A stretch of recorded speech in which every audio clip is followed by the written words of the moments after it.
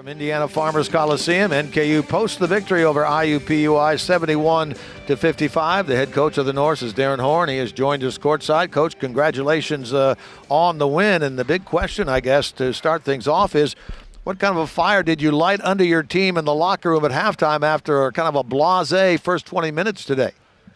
Not much one at all, honestly, Jim. I just went in and told them that I thought we weren't being quite aggressive enough on both ends, and that, had we made some free throws, we'd have been up double digits probably, and that, we just needed to be able to, you guys know I hate the word adjustment, but, focus more on playing the way we needed to play. I really feel like they were so methodical offensively against our defense that then we went down on the other end and played that way offensively. And, we don't want to do that. We want to play as fast and aggressive as we can, and that's one of the challenges of the defense and marrying it with trying to play faster. But I'll say this, in a game that went like that for much of the game and the entire first half, we would have never gotten to 70 last year in a game like this. We'd have been hanging on for, a 4, 6, or 8 point win at best. And so really pleased with how our guys came out and played with great aggressiveness on both ends in the second half. Yeah, you mentioned that aggressiveness in the second half. In the first half, did you feel like your guys were trying to decipher what they were doing with them changing defenses a little bit too much instead of just going and attacking? Yeah, and just like we call it sometimes when we get in that mode, running offense instead of playing basketball, right? Like, hey, Marquez Work and Sam Vincent, anytime you think you can go make a play or want to shoot a ball, go ahead. And it just felt like we were throwing the ball side to side and accepting their switches. And, they didn't do anything different in the second half. I just thought we were much better at being aggressive and playing against what they did.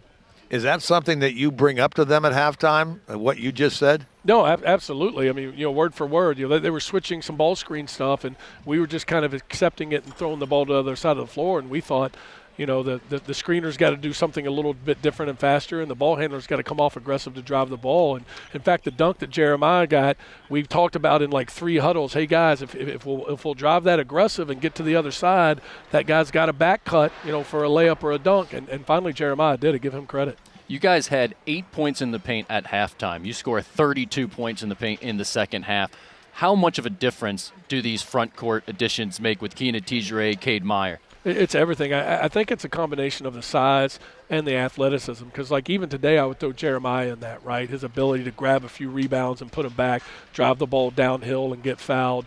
I just think that the length and size and physicality is making such a big difference for us. And again, Kean wasn't great today in terms of offensively what he did. Didn't even get a shot off. But then, we've got Cade to go to. And, I thought Cade was fantastic today. And let me tell you this about Cade Meyer. He's just going to keep getting better and better and better as his confidence grows and he understands how he can be good in this system. When he starts playing and believing that he's as good as I think he is, we'll watch out with what we get from that young man. He's got a chance to be special. Cade Meyer's playing a different role, though, in his career this year, isn't he, than he played his first 2 years at Green Bay? Yeah, I don't think he is necessarily, Jim. I mean, somebody's got to be the leading scorer on a bad team, right? And he's already got more Division I wins this year than he had all of last year in the program that he's coming from. I think he's an aggressive, physical guy that can really score the ball one-on-one, really impact the game defensively at the rim, and really finish and do some positive things on the offensive end. It's just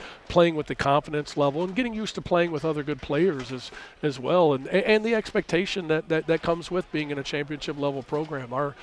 As we've talked about a lot, this thing that we do is not for everybody. It's not the way we coach them hard.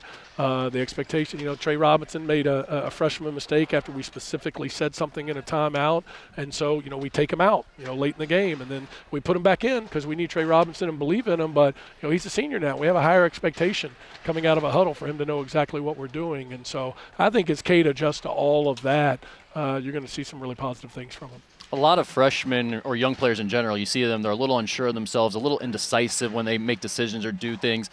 Jeremiah Israel doesn't seem to have that problem. I don't know if he's always making the right decision, but he seems pretty sure of himself and decisive when he does it. Is that part of what he's doing well? I think that stems from Rick. He's very sure of himself that he's going to play extremely hard and compete and do the little things that you can control, run the floor, crash the glass, rebound the basketball, be aggressive. And then some of the basketball things are starting to come, right? He's spacing better.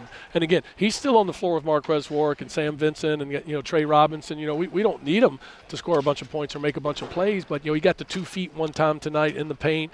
realized there was traffic, threw it out. We get a wide open three. I think maybe Michael hit it.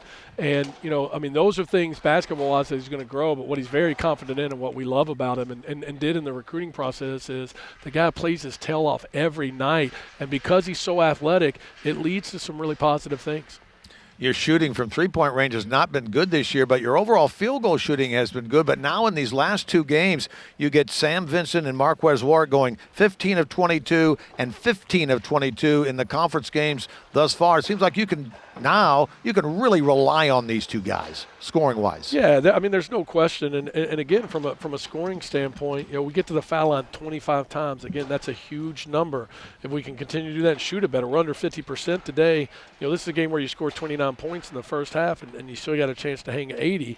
The good thing is they're still at 55. We're still defending, and that's going to be the challenge as we move forward. Can we defend at a high level, right, and continue to improve offensively the way we want to? And so proud of our guys, too. We talked all week about, hey, guys, these games are grinds. One of the real challenges you have with young people is, this is not a math test. If you do all the homework and really know the stuff, the problems are going to go great. It's competition. There's another team out there. There's officials. Shots might go in. They might not go in. You might get in foul trouble. You might not feel your best. So, great practices, help. But then you got to go play the game and compete for 40 minutes. I think our guys the last couple of games have shown that there's a little bit of an understanding and commitment to that. If we can do that, we'll keep making some strides, and I think we can win a few along the way. All right, Coach, congratulations on the win today. Back to non-conference basketball again next week. Yeah, two huge games on the road at Illinois State and Akron at home. Hopefully we'll have a huge crowd for that one. That's going to be a really big game for us. And I have to ask, guys, does anybody know my Longhorn football score? This man who's a wizard on the computer, he'll look it up here in a second. 35-14 Texas over Oklahoma State right now at halftime. Hook 'em, baby. I think we got a chance to get in the playoffs. I don't know about all that. Congratulations, Coach. Thanks, guys. Thanks, Coach. Darrin Horn, the head coach of the Norse, his team wins it today 71-55 over IUPUI. We'll take a break, come back with our final segment of the Tom Reckton Heating and Air postgame show after this. This is NKU basketball from Learfield on ESPN 1530.